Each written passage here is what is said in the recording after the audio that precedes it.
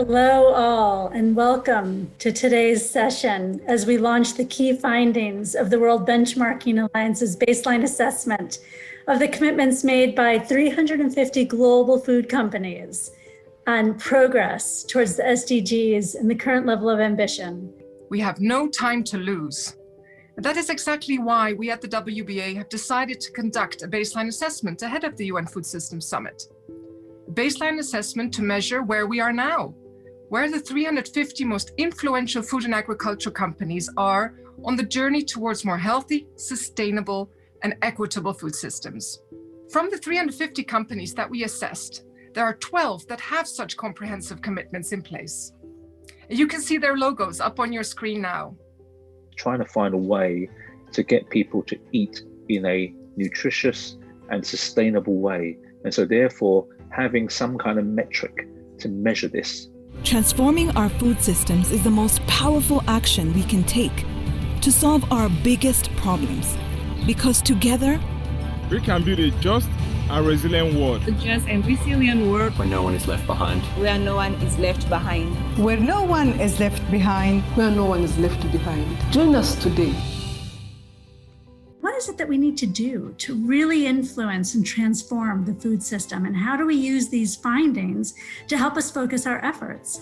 These are all key inputs as well as we think about the actions we have to commit to in the lead up to the UN Food Systems Summit. 2 years ago, we produced a Lancet report called The Global Syndemic of Obesity, Undernutrition, and Climate Change, recognizing that in fact, we were dealing with a systemic problem that could not be solved in a silo. What we try to do, rather than getting everybody aligned, is to get and create a group of like-minded companies to get them to form what we call coalitions of action between the manufacturer and the retailer, making it a CEO priority. We are seeing more countries in which people die of overnutrition-related causes than undernutrition-related causes now, which is a striking change. As Dr. Kalibata mentioned, the food systems transformation requires a holistic approach. It requires that a company is aware of its broad sphere of influence and acts upon it. That picture was taken exactly 5 years ago. Since then, the importance and the different ways in which companies can reduce greenhouse gas emissions has become ever more clear. However, we found that over 50% of the 350 companies have no targets that they report on. We are constantly learning how to best assess companies on their contributions. However, for a particular segment in the value chain, this dimension should not be so difficult to figure out, and that's retailers. With 3 billion people in the world that cannot afford a healthy diet, retailers should do more to help consumers make better food choices. Most concerningly, we found that 40% of the 350 companies disclose no public commitments to eliminate child or forced labor from their own operation or their supply chain.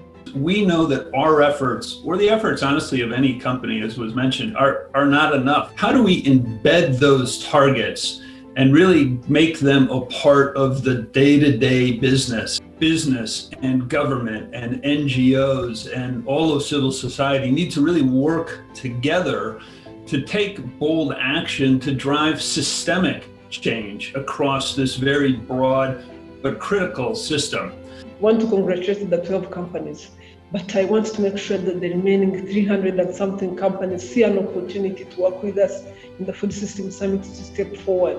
I've never seen a place where we have so much agreement on what needs to be done. So I think the time is now to have so much agreement on how we get to do it. In the world of today, we actually set our mission as growing a better world together and focusing strongly on the food and agriculture sector within that because of our clients and the members we serve.